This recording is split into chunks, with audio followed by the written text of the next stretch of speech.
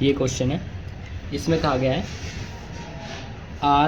RISK risk एक parallelogram है और CLUE ये भी एक पैरेललोग्राम है।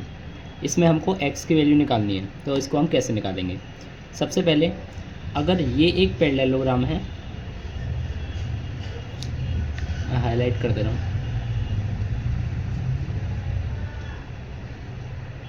अगर ये पूरा मिलके एक पैरेललोग्राम बन रहा है तो अगर ये 120 है तो ये भी 120 होगा, और अगर 120 ये है तो ये होगा 60, क्योंकि एडजेसेंट एंगल 180 के इक्वल होते हैं। ये 60 आ गया तो फिर ये वाला एंगल भी 60 हो जाएगा। ये वाला S वाला जो एंगल है वो भी 60 हो जाएगा, क्योंकि ये अपोजिट एंगल इक्वल होते हैं।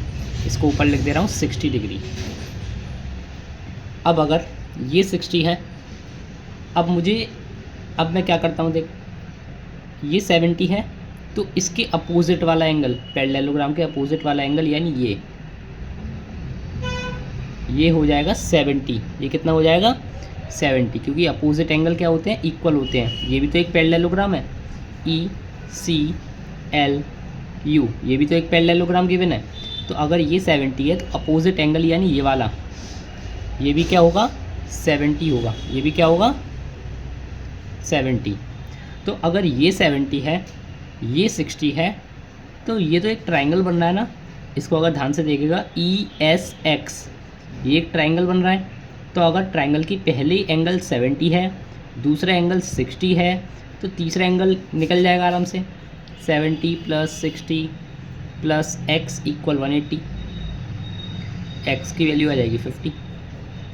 ये ऐसे हो गया क्वेश्चन, समझ में आया? इसमें दो पैरेललोग्राम हमें ऑलरेडी गिवन है, रिस्क और क्लू, RISK। अगर ये 60 है तो पैरेललोग्राम में ये भी 60 होगा, अपोजिट एंगल्स आर इक्वल।